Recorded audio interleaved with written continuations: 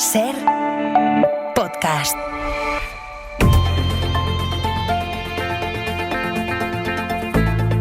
El Abierto. Ser podcast.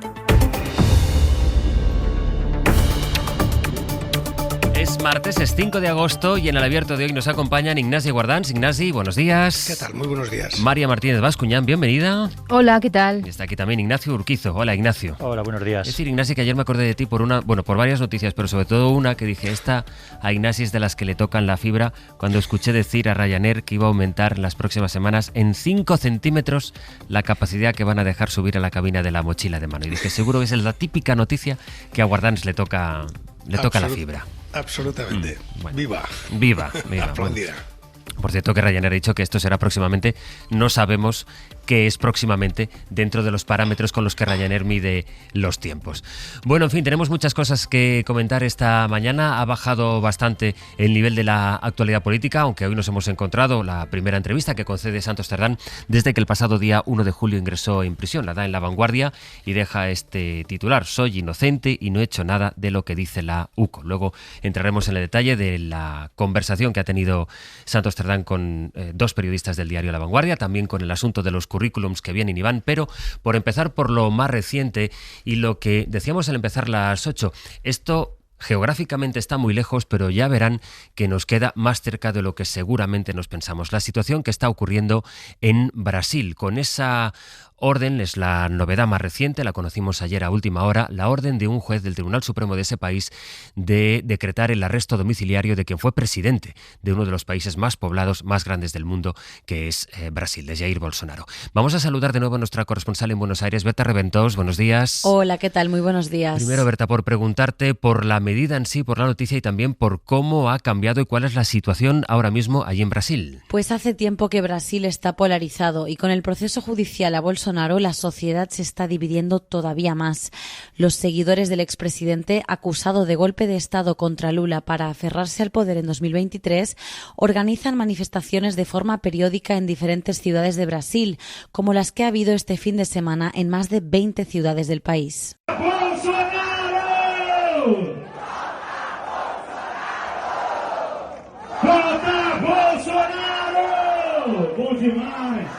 En las marchas piden no solo la amnistía de Bolsonaro, sino el fin del gobierno de Lula y el cese del juez de la Corte Suprema, Alexandre de Moraes, al que acusan de abusar de sus competencias y de usar las instituciones brasileñas a favor del gobierno.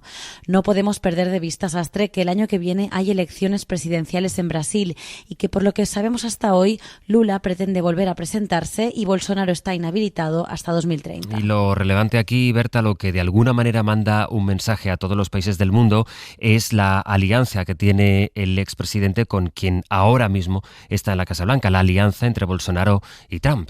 Sí, Donald Trump se ha posicionado al lado del expresidente sin fisuras, y es que considera que este está siendo víctima de una persecución política por el proceso judicial que lo acusa de golpe de Estado. Un caso muy parecido al del propio Trump con el asalto al Capitolio, por el cual no fue juzgado sino reelecto. En ese sentido, Trump ha decidido castigar al gobierno de Lula, imponiendo los aranceles más altos hasta ahora en su guerra comercial, 50% para las importaciones brasileñas, exceptuando algunos productos clave como el petróleo, las piezas aeronáuticas o el zumo de naranja. Pero es que además ha sancionado al juez Alexandre de Moraes, prohibiéndole transacciones económicas con Estados Unidos y revocando su visa y la de sus familiares directos para entrar al país. Pues así es como están las cosas. Berta, gracias. Gracias a vosotros. En un siglo, Brasil ha vivido varios golpes de Estado, 7 golpes de Estado. Bolsonaro está acusado de haber participado en el último intento para cambiar de una manera no democrática lo que democráticamente habían elegido los ciudadanos. En la lista de acusaciones pesa sobre él, o contra él, el hecho de por lo menos haber estado al tanto del supuesto complot para matar a Lula y para matar al juez del que dependía la limpieza del proceso democrático. Y en ese contexto es en el que Donald Trump ha arremetido, lo ha hecho su Departamento de Estado esta misma noche, contra el juez que ha decretado el arresto de Bolsonaro, en el que Donald Trump ha retirado el visado a 8 jueces del Supremo y a sus familiares, en el que, como ahora nos decía Berta desde América Latina, Donald Trump está aplicando a ese juez la ley que le aplica a los oligarcas rusos y, además de todo esto, Estados Unidos decide, como Brasil, la justicia de Brasil está atacando a un aliado político de Donald Trump, aplicar a todo el país aranceles del 50%. De manera, Mariam, que no estamos solo ante el orden económico que impone Trump con los aranceles, sino el chantaje político al que somete a Trump aquel que discute sus políticas. Sí, y a mí lo que más me gusta de este caso dentro de la gravedad es que es así como lo presenta Lula. Es decir, Lula no ha aceptado nunca el juego ni conceptual ni político de Trump. Ha hablado abiertamente de esta perversión sistemática del libre comercio, ha hablado abiertamente de que esto es una herramienta de política exterior autoritaria y ha dicho que a Brasil se le respeta. Y claro, es como el contramodelo, ¿no?, a lo que hemos hecho aquí en Europa. Es la antítesis perfecta de lo que hemos hecho aquí de alguna manera, ¿no? Primero, no aceptar el marco semántico de Trump, no llama guerra comercial a lo que es puro chantaje político, injerencia política en la soberanía de un país. Y habla precisamente de esto, de soberanía, reivindica el derecho de Brasil a juzgar a golpistas sin interferencias externas, algo que, por cierto, no ha sido capaz de hacer Estados Unidos con Donald Trump. Defiende a las instituciones, apoya a este juez, apoya a la independencia del Poder Judicial brasileño y propone reciprocidad. Está dispuesto a ir a la OMC a negociar, pero desde la igualdad. Yo creo que es una lección geopolítica que nos dice esto, ¿no?, que las democracias no tienen que defenderse y no pueden caer en la trampa de estos secuestros conceptuales y de estas interferencias sobre la soberanía de los estados, ¿no? Es desde luego una interferencia en la soberanía de un estado, o así lo presenta cuando esto no es ninguna interpretación. Es decir, en la lista de la semana pasada, cuando Trump expuso los aranceles para todo el mundo, entre las razones para Brasil, Washington decía, bueno, es que claro, se está llevando a cabo lo que nosotros interpretamos que es una persecución política contra Jair Bolsonaro. El caso es, Ignasi, ¿cómo puedes, con qué resistencia tienes, con qué fuerza luchas contra unos aranceles del 50% que te aplica Estados Unidos? Sí, aquí hay varios frentes.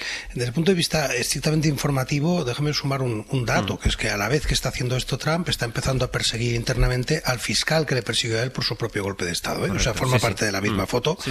El fiscal que intentó, y que lo hizo tarde y mal, la verdad, perseguir a Trump por los hechos aquellos del 6 de enero, pues va a ser perseguido dentro de Estados Unidos en este momento, ¿no? O sea, que esa es la situación efectivamente de un sistema que se va convirtiendo en autoritario en Estados Unidos, y que no solo lo es de puertas adentro, sino que intenta extender una internacional del autoritarismo y de apoyo a los regímenes autoritarios en otros sitios. Es algo que en Europa hay que mirarse muy en serio. O sea, yo no sé cuánto vamos a tardar en tener sanciones aquí por no estar tratando suficientemente bien a Orbán, por no estar protegiendo o haber semi-legalizado Alternative for Deutschland y haberla considerado sometida a los servicios secretos, a la AfD alemana. Es decir, en cualquier momento vamos a tener ese tipo de decisiones, ¿no?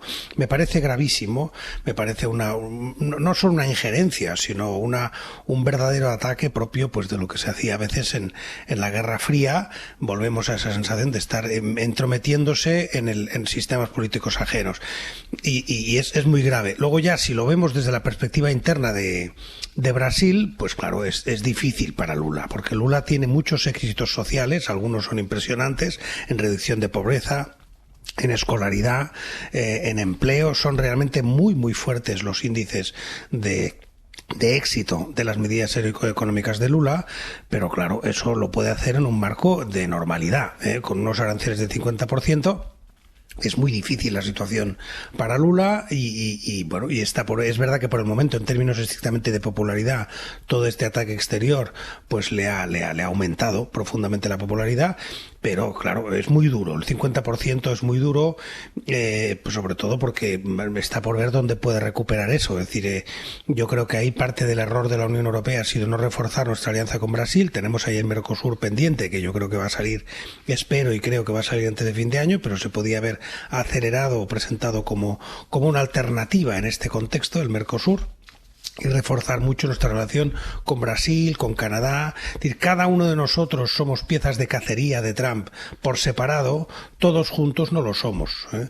Pero claro, mientras cada uno de nosotros por nuestra cuenta estemos ahí como pato parado en mitad de la carretera, pues se nos puede disparar perfectamente. Y Lula, aunque tengamos todas las simpatías hacia él, un 50% de aranceles es algo muy duro. Y más cuando, Ignacio, la última imagen que hemos visto pues es esta de que fue a sellar Ursula von der Leyen en Escocia, en el resort propiedad para jugar al golf de Donald Trump allí en Escocia, con Europa aceptando el 15% de aranceles. Sí, desde luego que contrasta mucho, ¿no?, la imagen o la reacción de Brasil con por lo menos el marco en el cual se produjo la negociación con Europa. Pero a mí sí que me gustaría en el tema de Brasil por lo menos poner un poco el bisturí y hacer un poco de cirugía en las medidas o lo que está sucediendo, porque yo creo que define muy bien lo que es la presidencia de Donald Trump, que se caracteriza por dos cosas: por ser un completo ignorante y por ser incompatible con la democracia. Y me explico. La relación comercial entre Estados Unidos y Brasil el año pasado era positiva para Estados Unidos, es decir, que realmente era un país que tenía superávit comercial. Y las medidas que ha aplicado afectan al 35-36% de la economía brasileña, es decir, que el resto de relación comercial no se va a ver afectada por diferentes razones, ya sea porque tenía alguna medida específica o porque están fuera de la cuestión. Así que, por un lado, tenemos unas medidas de carácter económico o comercial que está aplicándose a nivel mundial, pero también en el caso de Brasil, que no son positivas para Estados Unidos, más bien van a ser negativas, que la van a pagar los estadounidenses de alguna u otra manera, viendo cómo su economía se reduce, porque en el fondo este tipo de políticas arancelarias la acaban pagando los consumidores norteamericanos. Es decir, que es una medida propia de un ignorante, de alguien que sabe muy poco o de lo que está haciendo o de economía. Y al mismo tiempo, como decíamos, es incompatible con la democracia, porque lo que lo está haciendo es para proteger a una persona que ha intentado dar un golpe de Estado por parte de una persona que también asaltó la asamblea de su país. Es decir, que estamos empezando a darnos cuenta de que tenemos ahora mismo una presidencia en Estados Unidos que es peligrosa a nivel internacional por eso, porque tenemos una persona que es bastante ignorante en lo que está haciendo, por lo menos es lo que parece en muchas de sus medidas, y que es bastante incompatible con la democracia. Y eso es lo que tendría que preocuparnos a los europeos. Por eso la puesta en escena de von der Leyen en Gales es preocupante, porque no es una respuesta correcta a un tipo de presidencia que es peligrosa para nuestros intereses y para el orden internacional, por lo menos en los valores que defiende Europa o que viene defendiendo prácticamente desde la Ilustración, que tiene que ver pues con la libertad, con la igualdad y con la defensa de la soberanía nacional. Sobre todo porque, ¿cómo sabes cuál va a ser el siguiente episodio? Es decir, se aplica un 50% de aranceles a Brasil por el hecho de que la justicia de ese país ha tomado, dentro de la independencia y la soberanía de ese país y de la propia justicia, la determinación de iniciar un proceso contra Bolsonaro por, entre otros delitos, insisto, el de participar en un supuesto golpe de Estado, incluso por lo menos de estar al tanto del complot para matar a Lula. ¿Cómo sabemos que no aplicará contra los países de la Unión Europea, que ahora son del 15%, porque es que a lo mejor pasado mañana decide que son, no sé, el 50%, porque ustedes han tomado una decisión dentro de su soberanía que a mí no me gusta? Entonces, claro, estamos dentro de este orden, y cuando la semana pasada vimos que Washington publicaba la lista que parece será definitiva de aranceles que empiezan a regir y entran en vigor desde pasado mañana, desde el jueves de esta semana, el día 7, dijimos, bueno, pues esto es el orden económico de Donald Trump. Sabemos ahora y estamos viendo con lo que ha ocurrido en Canadá, en Colombia, donde su política de inmigrantes no le gustaba y amenazó con aranceles. Ahora con Brasil, con India. Bueno, pues este es un orden que no es solo económico, que trasciende eso.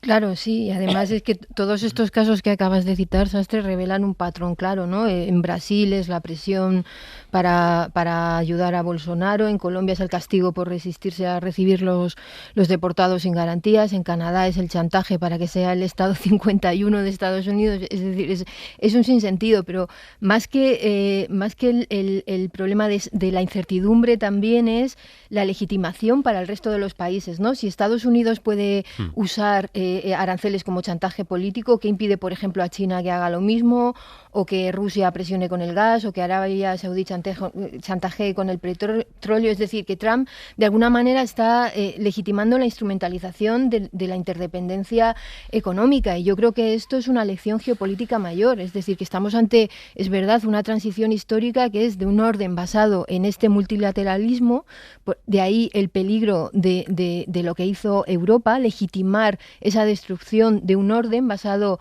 en reglas, ¿no? No en la fuerza económica pura, y Trump lo está reformando, está destruyendo para reemplazarlo por relaciones puramente bilaterales donde Estados Unidos siempre tenga esa sartén por el mango, ¿no? Entonces yo creo que aquí, claro, es verdad que la respuesta de Brasil es complicada, pero por eso se tienen que tejer nuevas alianzas, hay que diversificar esas alianzas. Si esto está pasando a Brasil, esto está pasando en Europa, esto está pasando en Colombia, bueno, pues es hora ya de despertar y de alguna manera hacer frente desde esas alianzas estratégicas y diversificadas.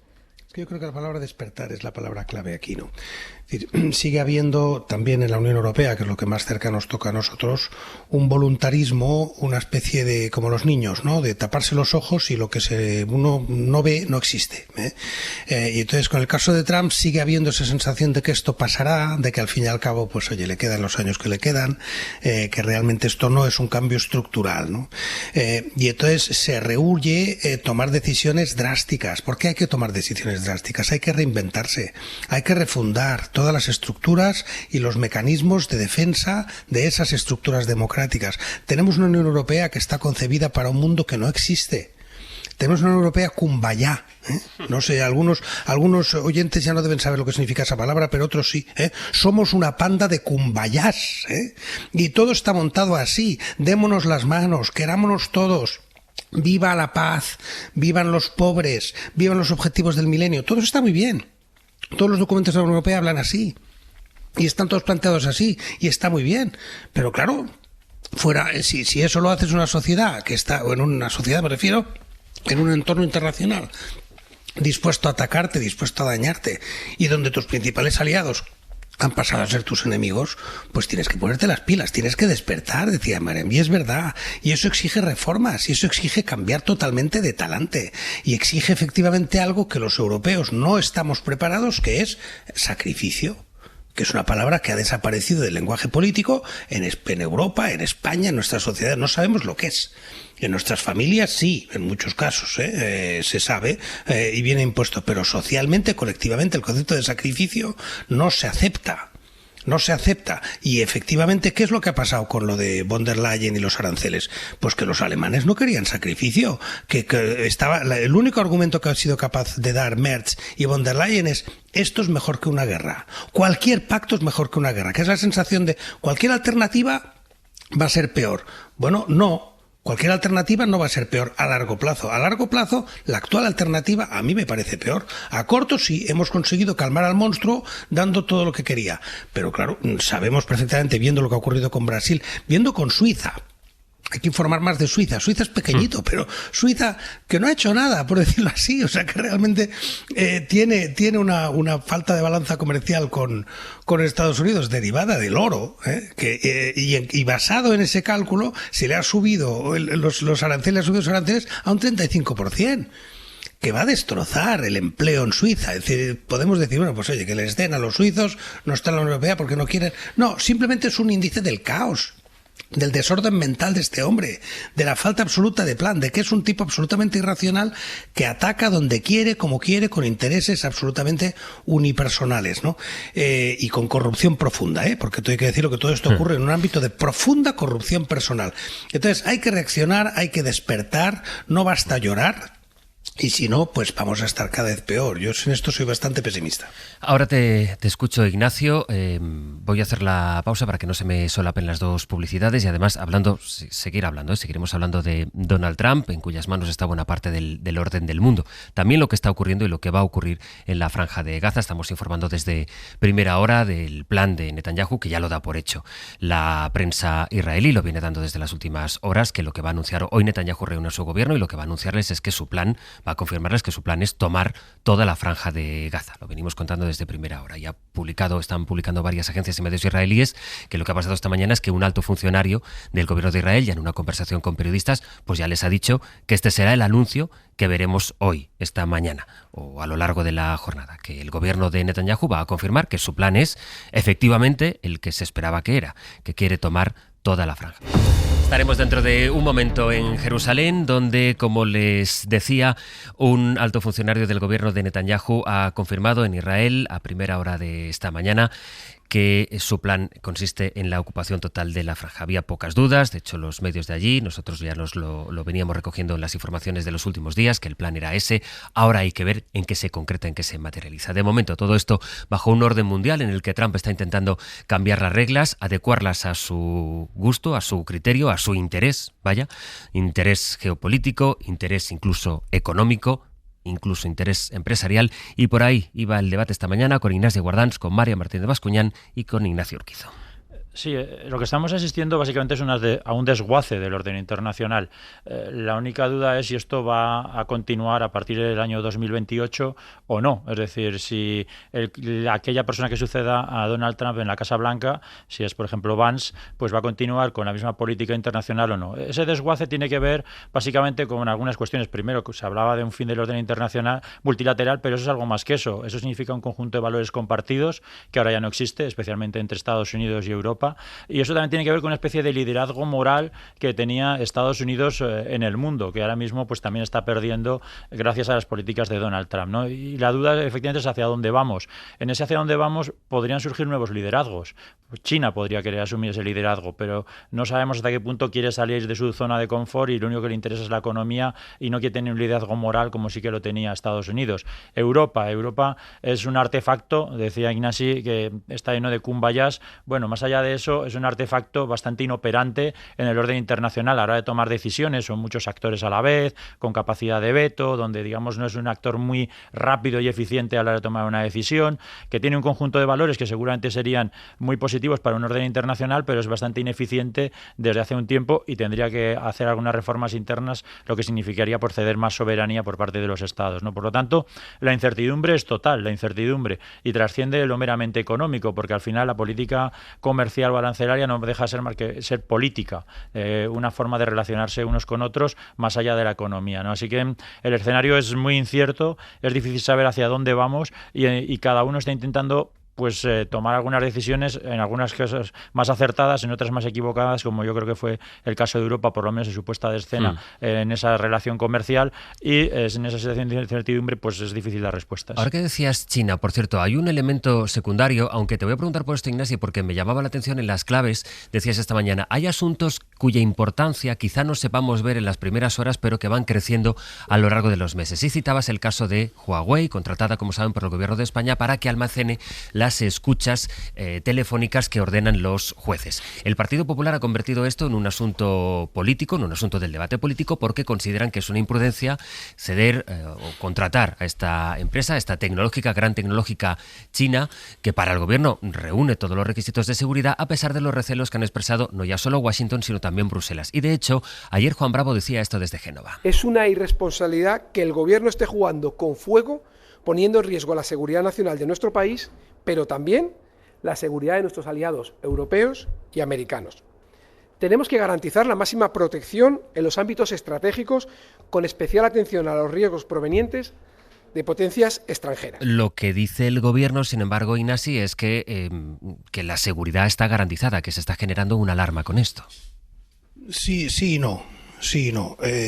Yo creo que tiene en parte razón el gobierno en el sentido de que lo que le ha dado a Huawei son contratos que no afectan a la conexión de datos, si lo podemos decir de una forma muy clara, son elementos estancos, son aparatos, por decirlo así, estructuras cerradas de hardware que por tanto no suponen una transmisión de datos y de información sensible de seguridad que pueda acabar, como dicen, y cito a los senadores norteamericanos, en manos del Partido Comunista Chino, que es lo que se está diciendo en Washington. En Washington se está diciendo que España está entregando su información al Partido Comunista Chino, literalmente. Bueno, eso no es verdad. Por tanto, yo no digo que tenga razón o que sea verdad eso. Pero en esta vida, y especialmente en este año 25 y en este mundo en el que estamos, lo que sea verdad vale hasta donde vale. Hay que tener cuidado de no encender más fuegos de los estrictamente necesarios y empezar a decir que no, yo puedo hacer fuego aquí porque el entorno está muy protegido y el perímetro está protegido. No vale. No vale porque sabemos que tenemos a Trump donde está y porque además se buscan excusas para hacer daño a España, entre otras cosas por lo que España está haciendo en otros frentes. Y en ese sentido me parece muy poco responsable lo que ha hecho el Ministerio del Interior, y me parece que el Partido Popular tiene herramientas para hacer política de oposición y para hacerle daño al gobierno, porque la Comisión Europea, digámoslo claro, tampoco le compran el discurso al gobierno. No hasta el punto de estar sancionando al gobierno por esos contratos, no estamos ahí, pero no hay alegría, hay una crítica seria en el tipo de contratos públicos que se han puesto en manos de esa empresa china. Ya eso ocurrió con el 5G, con las infraestructuras de 5G. España en esto tampoco tuvo la misma sensibilidad que tuvieron otros. Hubo discusiones muy serias sobre hasta qué punto eso era verdad o no era verdad. El propio Deutsche Telekom pues se opuso a su propio gobierno diciendo que mire usted, esto no causa el daño que usted cree que causa. Pero la realidad del gobierno alemán es que no quiso darle contratos de 5G, de las infraestructuras de 5G a Huawei. Pues ahora con otro tipo de temas como son pues los aparatos de grabación de los archivos judiciales de la UCO, de la policía, etcétera, ¿no? Y otros, las propias comunicaciones policiales, todas están en manos de Huawei, según parece. Todas las comunicaciones internas del Ministerio del Interior están en manos de Huawei. Bueno, pues eso, independientemente de si se puede probar o no que no afecta a la seguridad, hoy y en este mundo es una decisión muy poco prudente, y efectivamente creo que esto va a tener bastante recorrido. Sí. Seguimos con el análisis a la vuelta después de las noticias de las 9, en la que en el boletín de noticias actualizaremos esa última hora que les decía en Gaza, con la confirmación de Netanyahu de sus planes para ocupar toda la franja.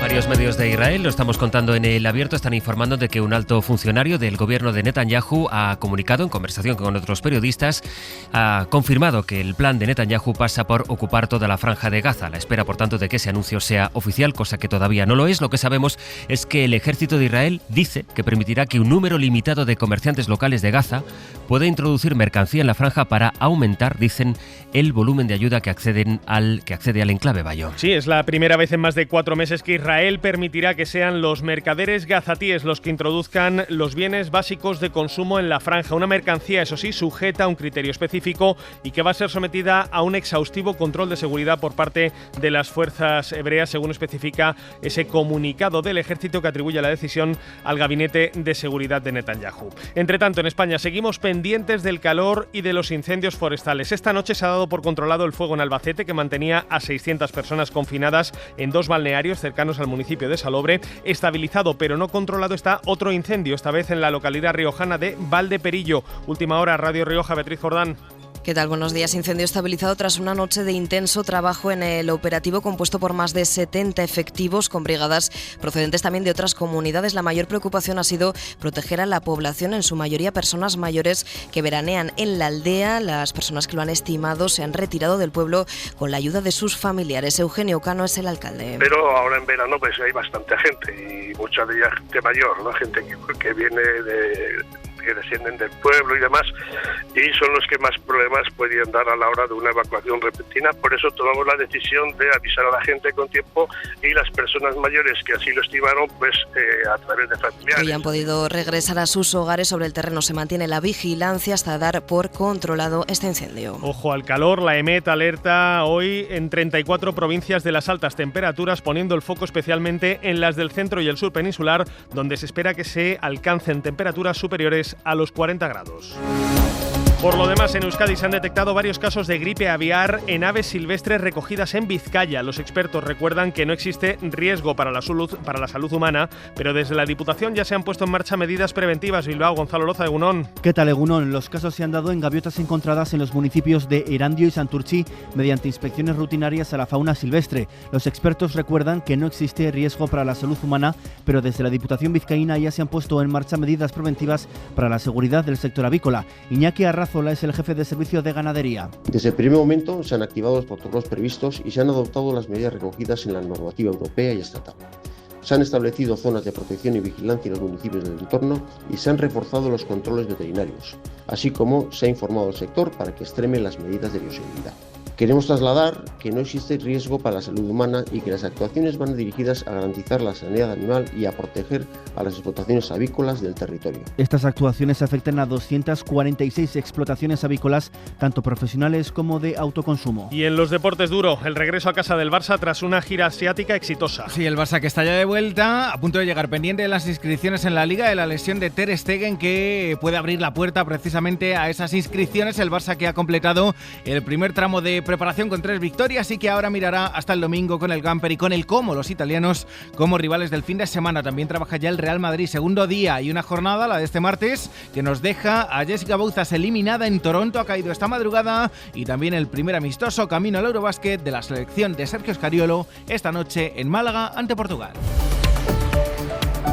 En este martes 5 de agosto con Ignasi Guardans, con Ignacio Urquizo y con Marian Martínez Bascuñán, querías apuntar algo a lo que decía Guardans sobre el hecho de que sea Huawei la empresa en la que ha confiado el gobierno para la gestión de los datos de las escuchas autorizadas por los jueces. Marian.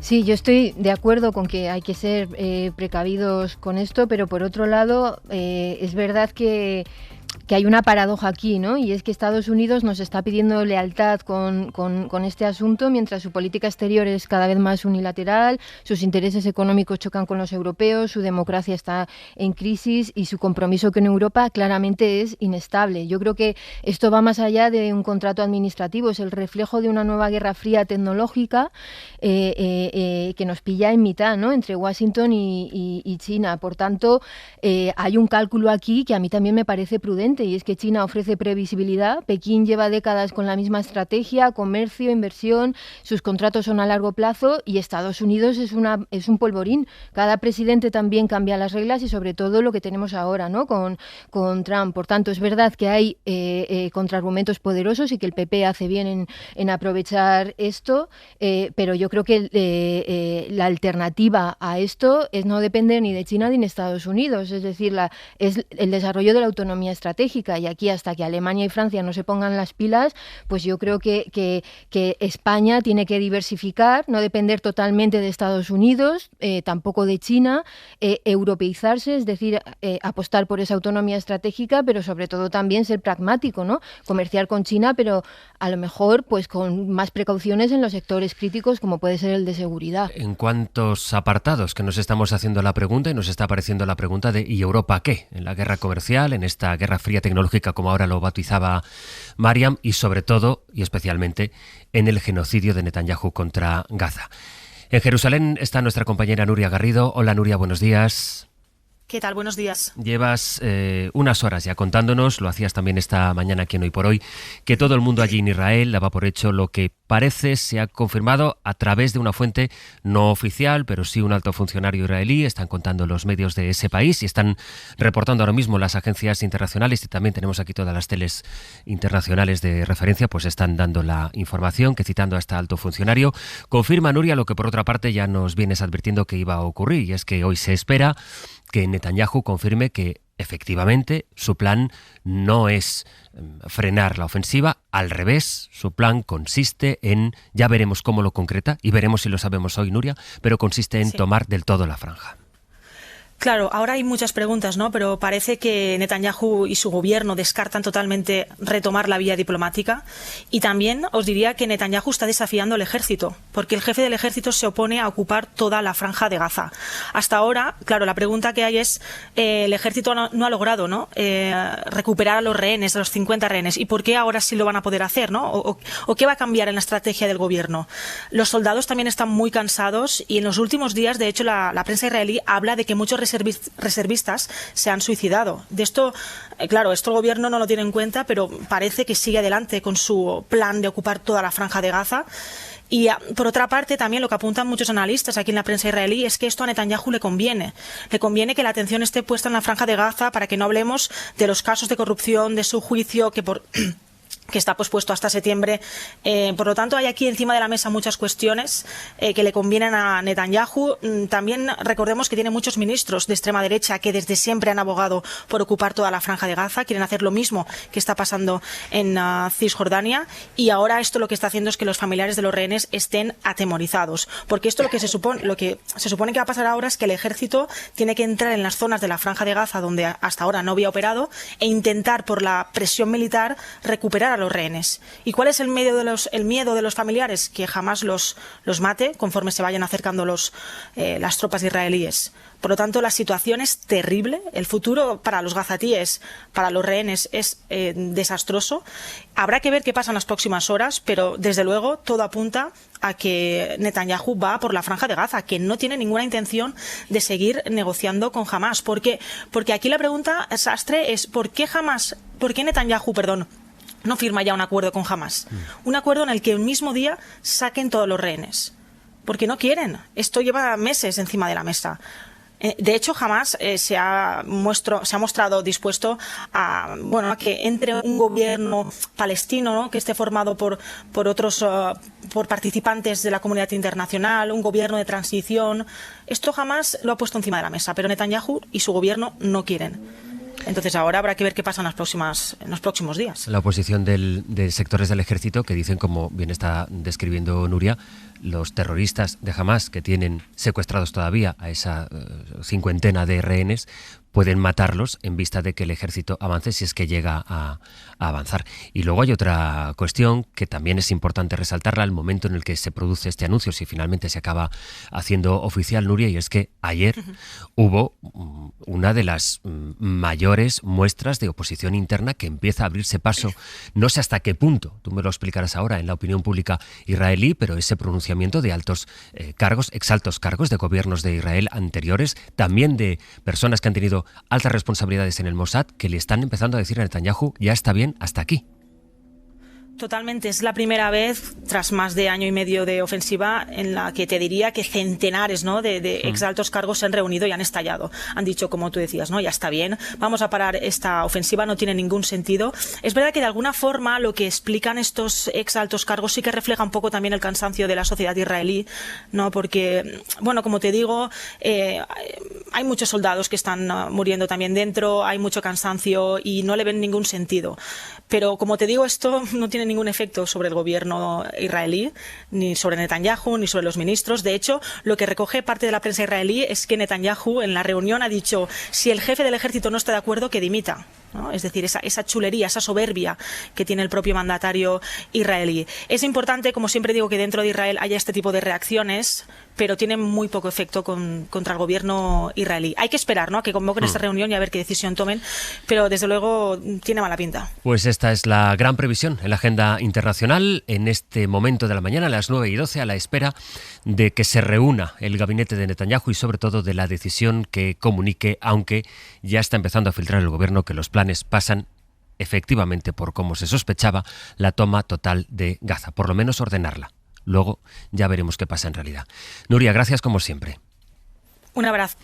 Por tanto, este es el plan. Después de matar a más de 60.000 personas en la Franja de Gaza, después de haberla destruido y dejarla en la ruina más absoluta, de haber hecho inhumana, imposible la condición humana allí, de haber privatizado los corredores humanitarios, de haber impedido que entrara comida, de haber desatado el hambre y las muertes por hambre, entre ellas de muchos niños, después de haber consentido, por lo menos consentido, que los militares disparasen abiertamente en lo que los cooperantes desde allí nos han descrito en este mismo programa como ejecuciones directamente contra personal civil, contra niños, el plan de Netanyahu no pasa en absoluto por intentar un acercamiento, por rebajar, por atender a la presión internacional. El plan de Netanyahu, después de todas las fotos que han ilustrado las portadas de la prensa europea, con niños que se mueren de hambre y que están en los huesos en Gaza por su responsabilidad, consiste en la toma total de la Franja de Gaza, desafiando a su propio ejército y también a aquellos pocos que se han atrevido a discutir esta ofensiva. Urquizo. Sí, yo me quedaría con las palabras de uno de estos altos cargos del ejército, antiguos altos cargos del ejército israelí, que ha dicho que Netanyahu básicamente ahora mismo es un fanático mesiánico. es como le ha definido. Y lo que estamos viendo básicamente es que ya no hay ninguna duda de que esto es un genocidio, es decir, que cuando esto comenzó hace tiempo, Israel se sonrojaba cuando alguien utilizaba esa palabra, ahora ya no hay ninguna duda, y que toda la autoridad moral que podía tener Israel por su pasado histórico, de la del pueblo judío durante décadas o siglos de persecución, pues ha conseguido Netanyahu que esa autoridad moral haya desaparecido. Ahora mismo la visión que tienen muchísimas personas del pueblo judío de Israel, pues ya no tiene nada que ver con la que tenían seguramente hace 4, 5 o 6 años.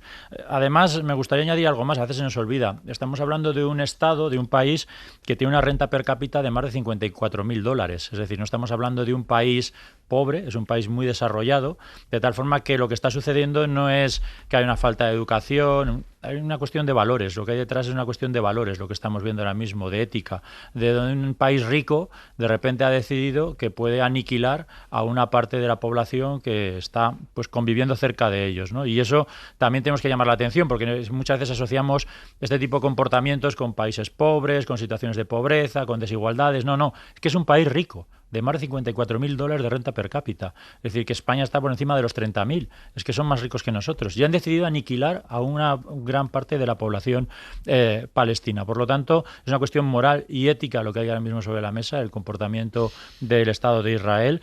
Y ojalá, como decía la corresponsal, esas voces internas consigan a abrirse paso. Yo también soy muy pesimista sobre esa posibilidad, porque tampoco hay una presión exterior tan fuerte como para que esas voces externas pues, consigan hacerse paso, porque de nuevo la Unión Europea está llegando tarde y mal, muy tibia en su reacción, es decir, que no está presionando como debería, y desde luego que de Donald Trump no podemos esperar nada. Ignasi. Bueno, hay que dar más importancia de la que a veces damos a las voces judías en el exterior que están atacando a Netanyahu como no lo habíamos visto nunca y hablando directamente de genocidio, ¿no? Algunas en el interior, es decir, hay un exfiscal general que ha hablado de genocidio, hay intelectuales, hay todo un peso que le está quitando la legitimidad moral a Israel, ¿no? Entonces, ya sé que en la situación actual esto puede parecer insignificante, pero es un dato que me parece importante a medio plazo, porque efectivamente todo lo que hace Netanyahu se apoya no solo en su propio poder, sino en un poder que va mucho más allá de Israel. Desgraciadamente, cuando uno habla de estas cosas tiene que medir mucho sus palabras, porque si no te acusan de antisemita en función del adjetivo que utilices, pero la realidad es que el Estado de Israel solo existe gracias a toda una red internacional.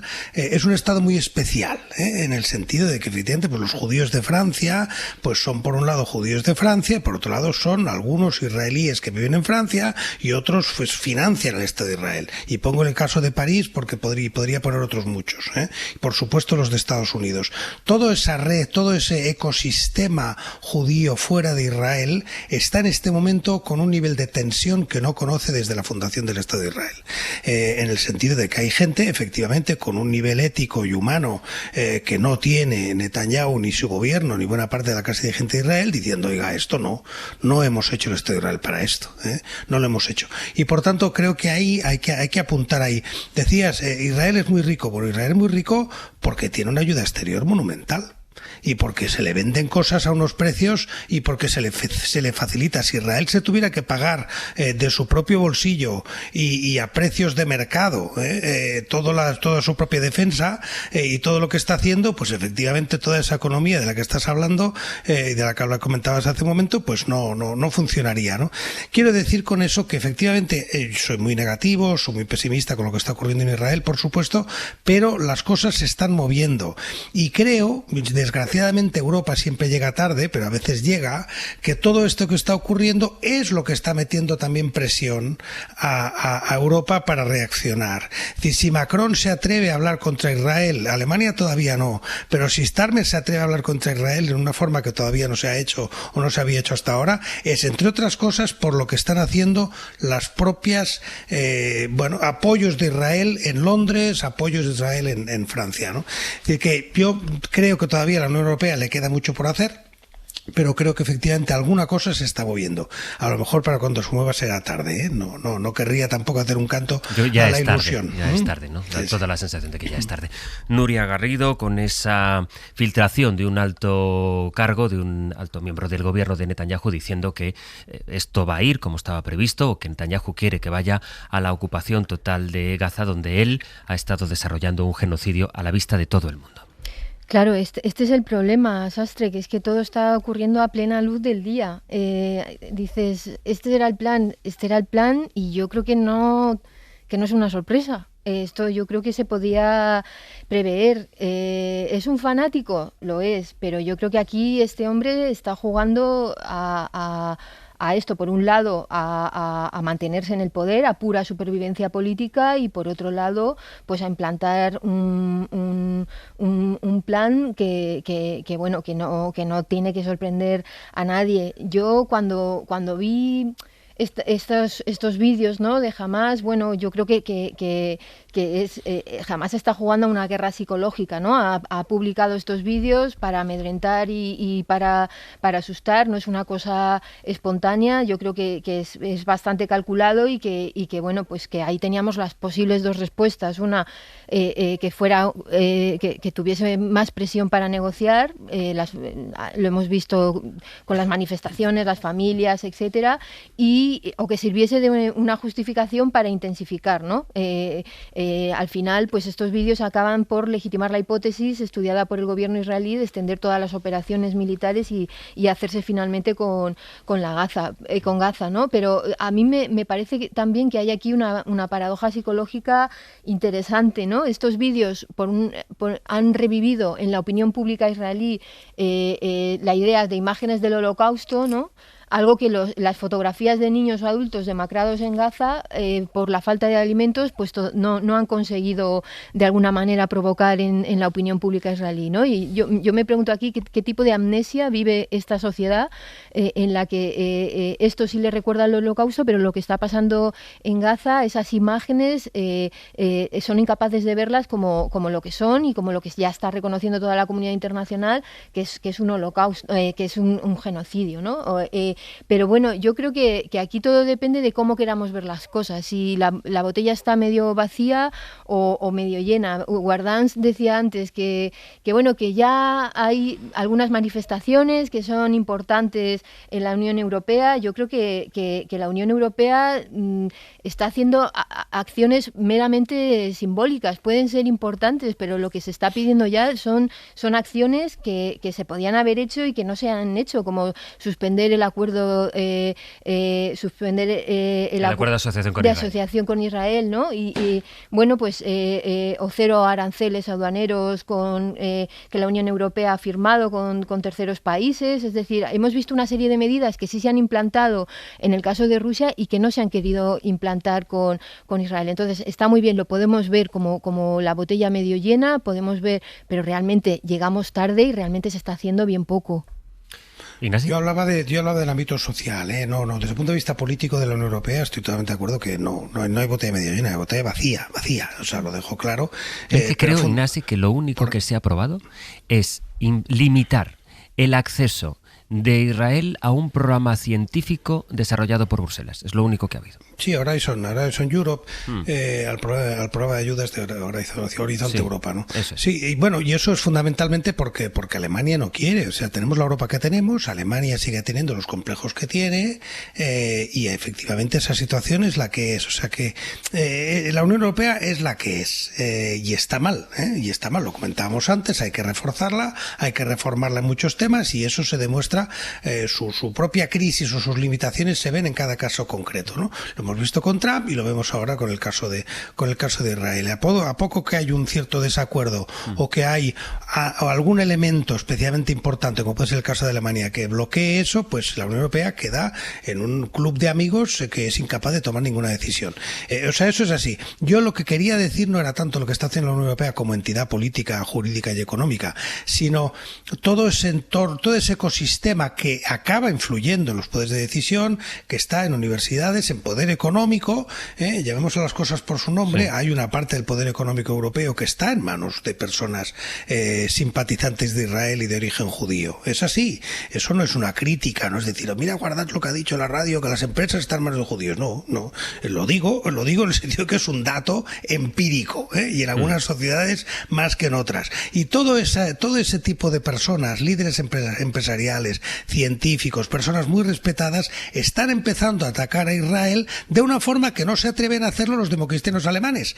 Y cuando los democristianos alemanes vean que están protegiendo a Israel más que algunos judíos, a lo mejor cambian de opinión. Esto es lo que estoy intentando decir. Dejadme cambiar el paso para ir acercándonos a la política nacional con esa entrevista que hoy viene en la primera página del diario La Vanguardia a Santos Cerdán, que tiene este titular.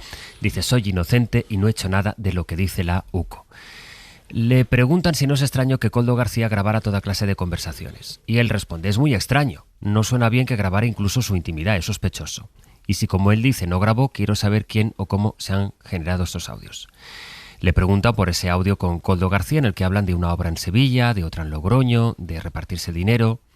Le preguntan: ¿se repartían dinero? Y dice Santos Cerdán: no, y no reconocemos estos audios. ¿Recuerda esas conversaciones? No. Esas conversaciones no han existido, contesta él. ¿Se reconoce? No reconozco, dice, ni las conversaciones, ni ha existido nunca este contexto con Koldo ni con Ábalos. Dice que se siente víctima de una persecución política por su papel en las negociaciones del PSOE, que es inocente. Dice: no he hecho nada de lo que dice la UCO. Han hecho un atestado donde fuerzan las cosas para llegar a unas determinadas conclusiones que no se ajustan para nada a la realidad. Sobre Pedro Sánchez, dice: Pedro Sánchez fue muy contundente contra usted cuando se conoció su imputación, así que le preguntan: ¿considera razonable esa postura? Y Santos Cerdán responde: me va a permitir que solo hable de mí. Yo soy inocente y confío plenamente en demostrarlo. Las valoraciones de terceros ya las juzgará el tiempo, pero con lo que me conoce Pedro, yo pensé que lo tendría claro. Dice también que ha habido muchas presiones para que cambiara su línea de defensa. Y en la última pregunta donde dicen: si todo se aclara, ¿volverá a ser militante del PSOE? Y entonces Santos Cerdán, que hasta hace nada era el número 3 del PSOE, dice: si todo se aclara, yo quiero vivir tranquilamente con mi familia, pasar página y no volver nunca más a la política. Ignacio, ¿qué cambia esto las cosas? Es que las cambia en algún sentido. No cambia mucho, ¿no? Básicamente nos da a conocer cuál es su estrategia de defensa de cara al tribunal o a un posible juicio, y es negar las escuchas y decir que él no es el que habla, que esas escuchas él no se reconoce en él, es decir, que va a intentar pues desmontar desde el punto de vista procesal una de las pruebas, o la prueba más evidente, que son las escuchas. La cuestión es que, claro, si esas escuchas, si él dice que no son ciertas, pone en duda incluso la figura de Koldo en las grabaciones de las escuchas, entonces claro, la pregunta es por qué las guardaba tanto Ábalos como él tan celosamente en diferentes sitios. Cuando entraba la Guardia Civil, de repente intentaban sacar alguno de los discos duros ocultos. Es decir, que bueno, si eso no es cierto, si esas escuchas no son ciertas, si no se sabe por qué se han grabado, la cuestión es por qué los otros parece ser que las guardaban con mucho celo en muchos sitios distintos, y ellos nunca han dicho que ellos no son ellos. Es decir, que es una cosa extraña que ahí hay varios hablando y unos guardan las escuchas, se reconocen en ellas, o por lo menos no dicen que no son ellos, y una tercera parte sí, ¿no? Yo creo que todo es una estrategia de defensa jurídica y procesal. Él mismo lo dice, que se le ha presionado para que siguiera otra estrategia de defensa, y que insiste en esta, ¿no? Vamos a ver si le funciona o no. Yo tengo mis dudas, porque yo creo que básicamente cada vez que conocemos una nueva información, y seguramente aún faltan muchas cosas por saber, pues es bastante claro, ¿no? Porque ahí hay una empresa, Servinaval, en la que él parece ser que no se reconoce mucho, pero cada vez que conocemos la información, ahí ha estado contratado mucha gente próxima a él.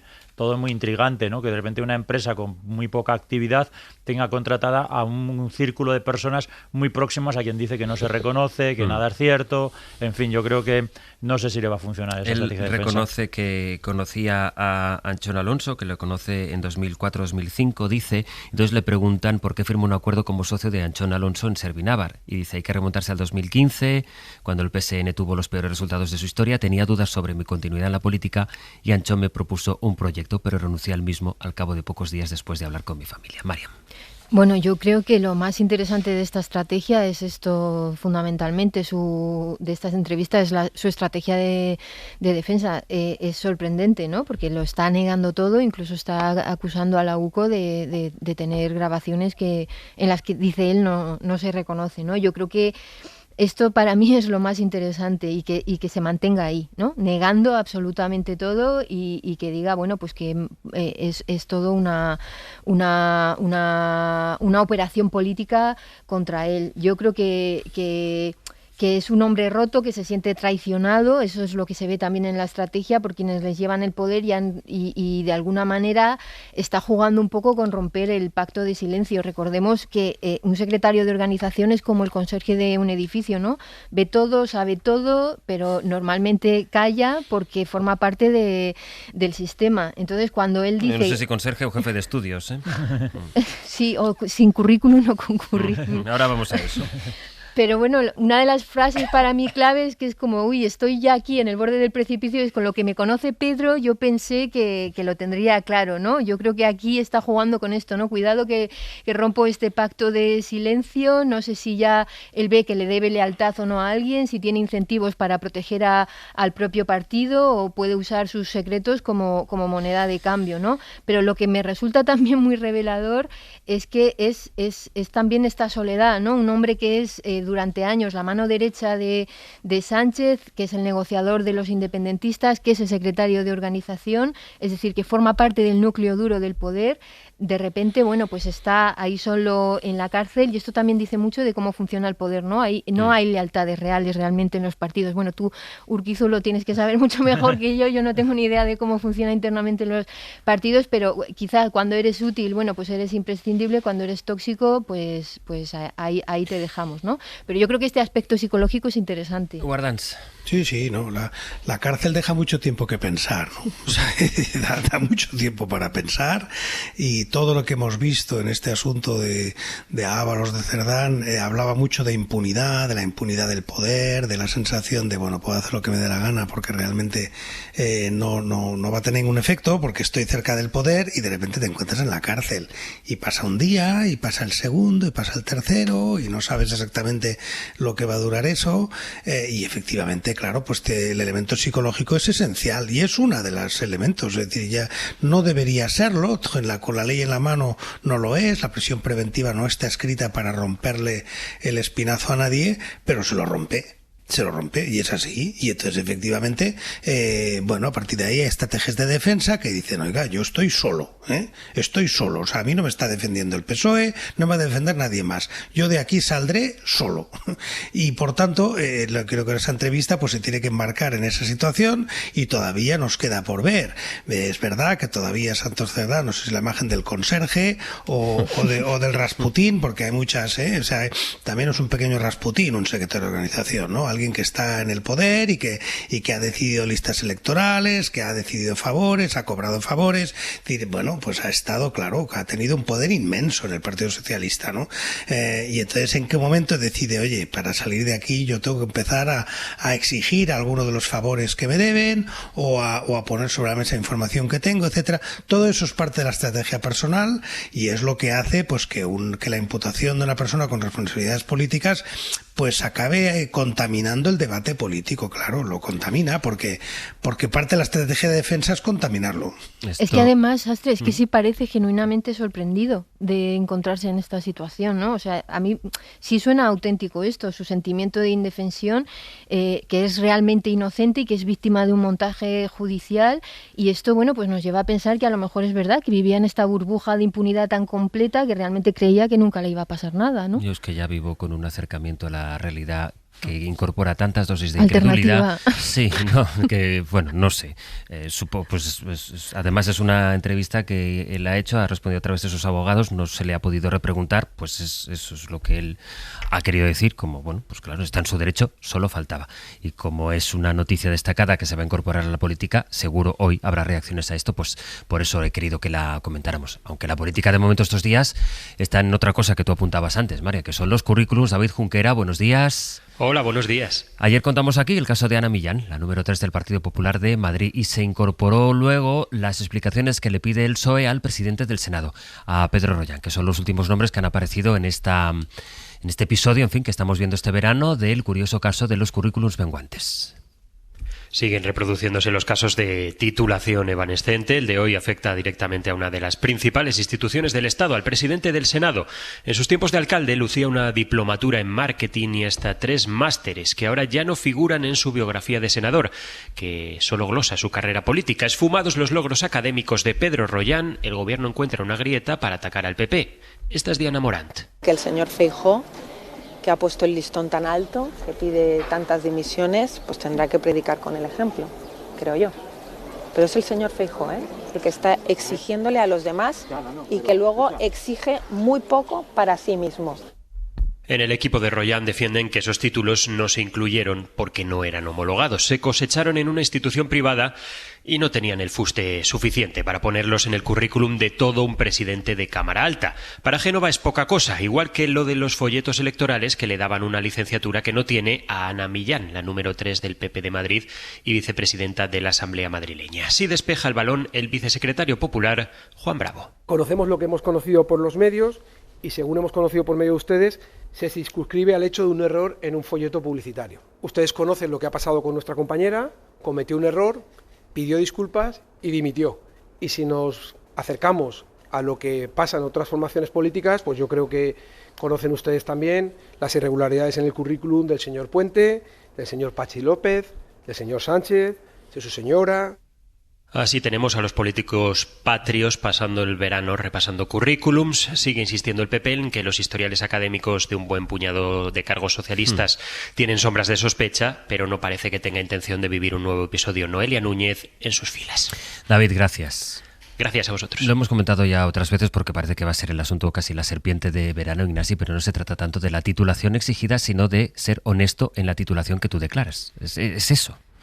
Sí, y además es algo que afecta a todos, ¿no? A mí me parece bastante ridículo esta sensación de somos mejores que ellos, ¿no? Lo intentó Noelia Núñez en su carta de dimisión, ¿no? Yo no soy como ellos, aquí vamos a demostrar. Bueno, pues no, ya se ha demostrado que también pues todo el mundo tiene su lío, todos, incluso Puigdemont, que ha salido poco, ¿no? También Puigdemont resulta que mintió. Puigdemont no tiene ni el bachillerato terminado. Me parece importante explicarlo, o sea, que no, el licenciado en periodismo Puigdemont no es licenciado en periodismo y ni siquiera tenía el bachillerato terminado, según ha aparecido ahora, ¿no? Lo que tenía, estuvo trabajando de becario en un medio. Es decir, que afecta efectivamente a todas las fuerzas políticas y creo que nadie debería tener ningún tipo de esa especie de orgullo, es decir, de dar lecciones a nadie. Yo creo que ante la ciudadanía esto es un espectáculo lamentable y ante esa parte de la ciudadanía que por fortuna es importante, que tiene estudios, que tiene trabajo, que ha podido progresar a base de mucho esfuerzo personal, ante esa parte de la ciudadanía esto que está ocurriendo es especialmente vergonzoso. Y por tanto a mí no me gusta. Y lo digo sí, claro, no me gusta el tono de la ministra Diana Morant en este tema, especialmente porque es la ministra de Universidades, y es quien debería velar especialmente por la reputación y la importancia de lo que tiene tener formación. No estamos en el año 82, no estamos en el año 77, en que uno podía defender a Marcelino Camacho y decir, oye, no le vamos a pedir estudios. Por supuesto que no, por supuesto que no. Pero el año 2025, una cosa es no exigir que alguien se pueda presentar a diputado si no tiene un título, porque es verdad, no se puede exigir, y la otra ridiculizar la formación, ridiculizar la preparación y considerar que cualquier persona pues tiene 3 másters porque se ha pasado 2 tardes o porque es amigo del rector. Eso no puede ser y hace mucho daño. Por tanto, efectivamente, está en juego aquí, José Luis, la mentira, está en juego el engaño, pero está en juego también el respeto a lo que es estar formado. Y el respeto a lo que es estar en servicio público preparado. Yo creo en el servicio público, creo en la política. La he defendido siempre, le he dedicado una buena parte de mi vida. Bueno, pues como lo creo que hay que tener el coraje de decir, para ir al servicio público queremos gente preparada, queremos legisladores capaces de leer una ley, un proyecto de ley capaz de entenderlo. Eso es la formación. Si vamos a creer que no, que realmente para la empresa, para montar un bar, para montar una pequeña pyme, para ser autónomo hace falta formación. Pero para legislar sobre energía, sobre transportes, sobre ferrocarril, sobre inteligencia artificial, sobre los tipos de interés, sobre comercio internacional, para eso no hace falta nada. Para eso hace falta que tengas un amigo que te dé un título y 3 másters en una tarde y ya están. Eso es una vergüenza y eso hace mucho daño. Por tanto, efectivamente, este tema me parece más importante de lo que algunos creen. por la mentira y por la imagen que está dando de lo que supone tomarse en serio el servicio público y estar preparado y no pretender cubrirse con plumas ajenas, ¿no? Yo no, bueno, os toca a vosotros debatir, pero yo no. Y entonces, ¿dónde está el límite? Es decir, ¿por qué tiene que ser una persona? ¿Por qué todos los diputados tienen que ser licenciados entonces o graduados? No, depende, depende de la edad que tengan, entre otras cosas. Si tienes 25 años, sí. Si lo que tienes son 40 y has estado trabajando y has tenido una experiencia profesional, pues por supuesto no. Pero si tienes 25 años y no has dado un palo al agua, al menos tráete un título académico, vete a tu casa. Urquizu, ¿tú cómo lo ves? Sí, yo coincido bastante con lo que dice Ignacio Guardán, pero me gustaría ahondar un poco en esto, ¿no? Creo que hay dos parámetros de análisis. El primero tiene que ver un poco con nuestra clase política, que es lo que está diciendo de la clase política. Bueno, yo ayer le decía a una persona en broma, un amigo, le decía, bueno, yo casi que se junten y que levante la mano el que tenga de verdad el título, así acabamos antes. Es decir, porque cada día conocemos a alguien nuevo que ha estado mintiendo, ¿no? O exagerando. A veces no es que hayan mentido, sino que han exagerado sobre lo que han hecho y pasaban por máster una cosa que, como decía, eran 2 tardes, ¿no?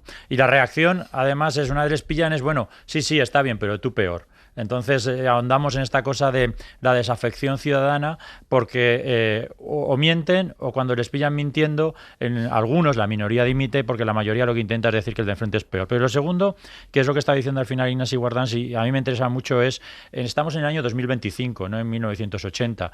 En el año 1980 había mineros en España, había miles de mineros. En el año 2025 apenas hay mineros en España. Así que para que un minero llegue a diputado, primero tiene que haber mineros. Y yo que he tenido la suerte incluso de ver alguna de las últimas minas que ya están cerradas, las taquillas y los idiomas eran todo en polaco. Es decir, que es que ni siquiera había muchos españoles trabajando de mineros ya en las últimas minas abiertas. Es decir, que a veces decimos, claro, es que en los años 80 había gente sin formación en el Congreso de Diputados, efectivamente, porque era 1980. Es que estamos en el año 2025, donde afortunadamente se ha hecho un esfuerzo en un sistema educativo universal, que tiene becas, que tiene un montón de oportunidades para poder estudiar. Por lo tanto, uno, al final, tiene que también explicar que teniendo oportunidades, ¿por qué no hace las cosas? Porque si la explicación es, mire, es que me he pasado toda mi vida en las juventudes de los partidos asistiendo a los mítines y poniendo sillas. Entiendo en lugar esa parte, Ignacio, sí, pero entonces, explícame qué diferencia hay entre ese argumento y a dónde te lleva, entendiendo esta parte, al juez que critica que no está dispuesto a admitir lecciones de una cajera de un supermercado.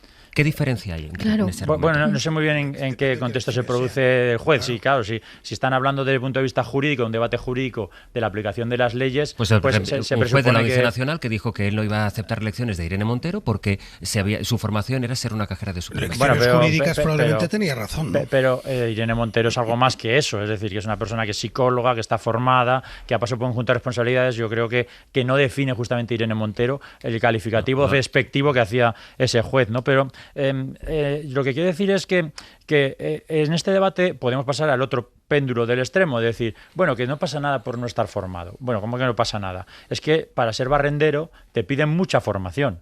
Muchas. Si tú vas a un ayuntamiento para poder, te piden titulaciones, un mínimo, tienes que pasar un examen. Yo creo que eso es un falso dilema. No es un falso dilema. Sí, lo es. Es decir, a mí me pasa a Ignacio como que... No, Ignacio es un péndulo. Sí, estamos pasando al otro. No pasa nada, pero a mí me pasa un poco como a Ignacio. Yo he estado en 2 parlamentos, en el Congreso de Diputados y en las Cortes de Aragón. Y claro, ahí se legisla sobre muchas cosas. Ahí hay que opinar sobre muchas cosas. Y claro, si las personas que tienen que hacerlo no tienen la formación suficiente, ¿qué es lo que sucede? Que otros legislan por ti. Fíjate. ¿Y quién legisla por ti? Los grupos de interés, la gente que se presenta allí con un montón de enmiendas y de textos que acaban reproduciendo los representantes públicos porque como no tienen la formación lo hacen los demás por ti y en lugar de representar los intereses generales acaba representando los intereses particulares de unos grupos de presión. Tú has estado en 2 parlamentos, pero como yo he vivido mucho la vida parlamentaria, como bien sabes, desde este bando, también te diré, tampoco vayamos a explicar a la gente que todos los diputados, los que tengan formación, están al detalle de cada ley porque para eso hay una corte de asesores y una corte de técnicos que ayudan a cada diputado. Es decir, que la formación te puede garantizar muchísima experiencia para sacar adelante una ley energética si es tu ramo, pero luego acabas votando una ley sobre gasto en defensa que acabas haciendo lo que te dice tu partido que hagas. Sí. Es decir, perdona, José Luis, cuando quieras hablamos de tarea legislativa, pero yo no te doy la razón. Vale, pues voy con Mariam y luego me rebates. Venga, Mariam. A ver, aquí, por eso yo creo que es un falso péndulo, porque aquí estamos hablando de otra cosa que también es muy importante, que es de representación. Y estamos hablando de un momento en el que hay una crisis de representación. Si la política consiste en representar a toda la sociedad, ¿por qué los representantes deben salir solo de un segmento, el universitario, que no llega ni al 40% de la población? Y voy a poner un ejemplo más concreto. El caso del Partido Demócrata. Cuando Hillary Clinton pierde ante Trump, una de las autocríticas más duras fue precisamente esta. El partido se había convertido en un club de graduados universitarios de élite que ya no conectaba ni con los trabajadores sin título universitario ni con su propia base. Es decir, que los partidos tienen que ser porosos a la sociedad y sobre todo a los votantes a los que representan. Trump, irónicamente, ha capitalizado el sentimiento antiélite, siendo el mismo multimillonario, pero presentándose como gente que habla, como alguien que habla como la gente normal. Y aquí viene la contradicción con el caso español, que estos líderes políticos no están mintiendo para ocultar que son élites universitarias, como se supone que es el problema que pasa, por ejemplo, en Estados Unidos, sino para fingir que lo son. Es decir, que esto sugiere que el problema es inverso, una sociedad que aún venera excesivamente estas credenciales académicas. Y la respuesta no es una cosa o la otra, sino entre conocimiento y las credenciales. Un electricista que ha montado una empresa puede saber más de economía real, de costes, de márgenes, de burocracia, que un economista que sale de un think tank y de ahí pasa al ministerio sin haber pisado nunca la calle. O una enfermera puede entender mejor lo que es el sistema sanitario que alguien que no ha puesto nunca una inyección. Entonces, el problema es que hemos convertido el título en un fetiche. Nos preguntamos qué sabes hacer. No nos preguntamos eso, sino qué papeles tienes. Y esto genera los efectos perversos que estamos viendo. Que se excluye el talento sin credenciales y se incluye la incompetencia credencializada. Ignacio. A ver, una de las formas de llevar un debate, de cargarse un debate, es llevarlo a la caricatura. Una enfermera es que tiene creo que vosotros lo estáis llevando a la caricatura, ¿no? No, perdóname. Los ejemplos que tú has puesto. Una enfermera tiene bastante más formación que el presidente del Senado de España. Una enfermera, para ser enfermera, para poder tener el título de enfermera, tiene, por lo que sabemos en este momento, más formación y más horas de estudio que el presidente del Senado de España. Un electricista que dirige una empresa durante un tiempo tiene que tener, si lo que tiene es una experiencia, no si dice que es electricista, pero si lleva unos años con una empresa de electricidad y tiene una pequeña empresa, un autónomo, lo que sea, pues efectivamente tiene gestión, tiene una experiencia de gestión y esa gestión acreditada me parece espléndida. Aquí nadie está hablando de que el Parlamento se llene de profesores de universidad y de analistas de ciencia política. Eso nadie lo está planteando. No, nadie lo plantea, efectivamente. Sí, porque lo has comparado con lo que ocurre con Estados Unidos, con Harvard, que efectivamente demasiada gente de Harvard por ahí y muy poca gente con los pies en el suelo, que es lo que dice Bernie Sanders. Ese debate no es el que tenemos aquí, perdóname. El debate que tenemos aquí es gente que ni tiene formación ni tiene experiencia, que son personas huecas, son cajas huecas que empezaron su carrera profesional efectivamente poniendo sillas en un meeting y colgando carteles y siendo leales a su jefe y que han hecho toda su progresión no como electricista, no como enfermera, no como minero, no poniendo inyecciones, no, exclusivamente aplaudiendo a su jefe. Y de eso estamos hablando. Toda esta gente a la que estamos criticando no es gente a la que critiquemos porque ha tenido una carrera profesional fuera, en el campo, en la industria, en la mina, donde queráis, en la administración, no. Son gente que solo ha vivido a la sombra del partido, que solo ha progresado por su lealtad, que no ha tenido ni una sola hora de estudio serio de nada, no de políticas, de nada, y que solo ha prosperado por lealtad, y que cuando ha llegado a su responsabilidad política ha tenido que cubrir su desnudez, porque de eso estamos hablando, su desnudez con títulos inventados. No hablamos de alguien que ha trabajado de farmacéutico, en una granja de cerdos, me es exactamente igual. Si me llega alguien, y lo digo, en Cataluña tenemos mucha experiencia en la importancia de las granjas de cerdos, o sea que tengo mucho respeto por la gente que lleva granja de cerdos, conozco a algunos, Bueno, pues si alguien llega al Parlamento habiendo administrado una granja de cerdos muchos años, fantástico, y si llega una enfermera, tengo enorme respeto por las enfermeras. Así que esto no va de ser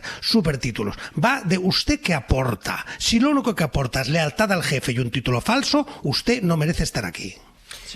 Sí, es que estoy de acuerdo porque el debate no es entre ser universitario y no serlo, eso no es. Uno puede tener un grado medio o un grado superior de formación profesional y estar muy formado en mil materias, por lo tanto existen muchas formas de formarse más allá de la universidad y todas, aportan muchísimo o como me dice, tener gestión, haber estado en algo más allá de eso, ¿no? Es que ese es el debate, es decir, que estamos viendo por ejemplo el currículum de Noelia Núñez, que fuera de la política no tenía nada, no había hecho nada. Y claro, como no tenía nada, pues exageraba su formación, diciendo que había acabado cosas que no había acabado y que además iba alimentando esa situación. Y estamos viendo, no uno, sino 2, 3, cada día conocemos a una persona. Y es una pena porque además hay gente que lo ha hecho bien en política, es decir, que hay gente que había hecho una buena tarea en política y que está viendo empañado su trabajo político por no haber dicho la verdad y no haber admitido determinadas cosas, ¿no? Por lo tanto, el debate no es básicamente ser licenciado frente a lo demás, no, uno puede tener muchos tipos de formación distinto, pero además de eso, a mí lo que me preocupaba es el mensaje también que transmitimos a la sociedad, decir, bueno, es que no formarse, y de nuevo, formación profesional es formarse, no formarse, que tampoco pasa nada, bueno, es que hay muchas familias que hacen muchos esfuerzos para que sus hijos se formen y tengan unos estudios y se están sacrificando muchísimo y ahora no les podemos decir que no pasa nada por no estudiar, es decir, que es que hay muchos chavales en muchos sitios, en los colegios, en los institutos, en muchos lugares que no pueden recibir el mensaje de que, bueno, que no pasa nada porque no hayas estudiado nada, claro que sí, que es que estudiar es bueno, que es que estudiar te aporta mucho en la vida, es que leer, formarte, lo que sea, que no hay que ir a la universidad, que se puede formar uno de muchas maneras muy distintas a su afortunadamente nuestro sistema educativo. Un minuto me queda, María. Es que yo creo que el debate sí se ha orientado precisamente así, en el título como un fetiche, y de hecho de lo que se está hablando ahora es de esa titulitis, es decir, los políticos lo que están haciendo ahora mismo es decir que han mentido sobre sus títulos, no sobre su formación, sino sobre sus títulos. Entonces, es un debate que vale, que puede tener con esto que se hablaba, ¿no? Con la endogamia. La endogamia es letal para la representación, y a esto me refiero, es decir, todos los políticos tienen el mismo molde y además tienen esta titulitis que vienen de universidades, oposiciones, las juventudes partidistas, el mismo recorrido profesional en gabinetes, en asesorías, o directamente mienten, ¿no? Entonces acabas con una clase política que habla de sí misma, es como una cámara de eco institucionalizada, y este es el problema, la endogamia. Sí. Pero se está hablando de la crítica a la titulitis, si es que lo que no podemos hacer y lo que hemos hecho es convertir precisamente los títulos en un fetiche. Aquí lo voy a dejar porque creo que todas las posturas han quedado claras, salvo el argumento con que Guardans me iba a rebatir, pero me voy a quedar sin tiempo. Pues aquí están ya Ana Usle, buenos días. ¿Qué tal? Hola Pepe Rubio. Buenos días. Con las cosas que vamos a hacer a partir de las 10 de la mañana. Sí, y vamos a recorrer mundo. Para empezar, nos vamos a subir a un campanario. Bueno, no todos, tú sí. Bueno, en un sentido metafórico. Bueno, algunos en sentido metafórico, otros no. Vale. Vais tú, Pascual Donati y Kiko Llaneras a subiros al campanario. ¿Para qué?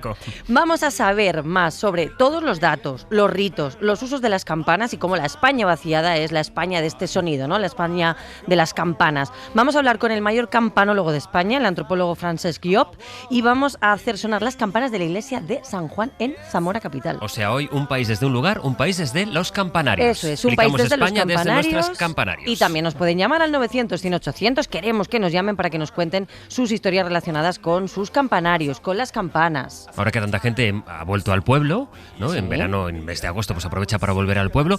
Las campanas. ¿Se puede explicar este país a partir de los campanarios? ¿Qué datos tendrá Kiko Llaneras? 900-100-800. Bueno, las campanas también podía ser historia de las cosas, pero no es el caso hoy, porque la historiadora Nuria Rodríguez nos va a hablar de las primeras guías de viajes de la historia. Las primeras guías. Es apasionante la historia.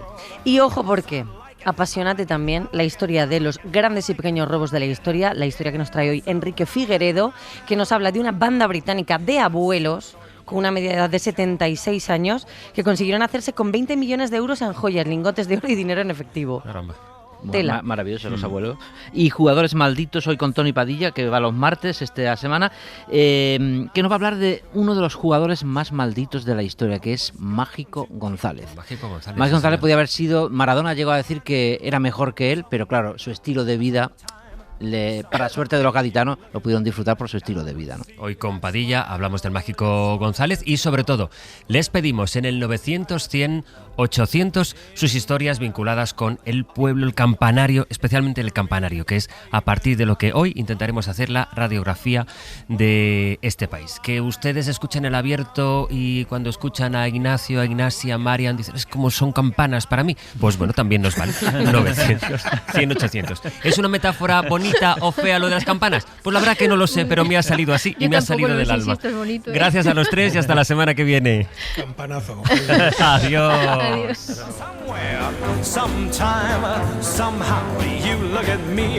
Para no perderte ningún episodio, síguenos en la aplicación o la web de la SER, Podium Podcast o tu plataforma de audio favorita.